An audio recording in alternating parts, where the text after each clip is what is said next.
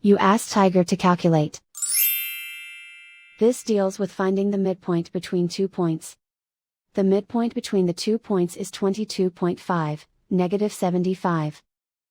Let's solve it step by step.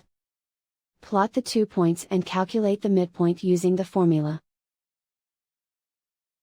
The coordinates of point 1 are, x1 equals 80, y1 equals negative 75.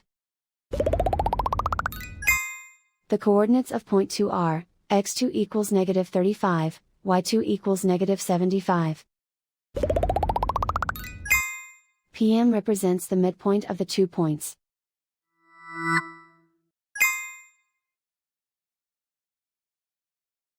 Use the x values in the midpoint formula to find the midpoints x. x1 equals 80.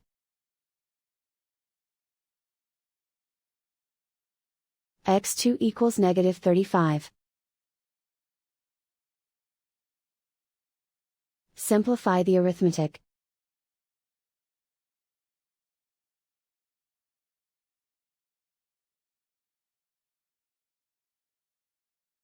Use the y values in the midpoint formula to find the midpoints y. y1 equals negative 75. y2 equals negative 75. Simplify the arithmetic.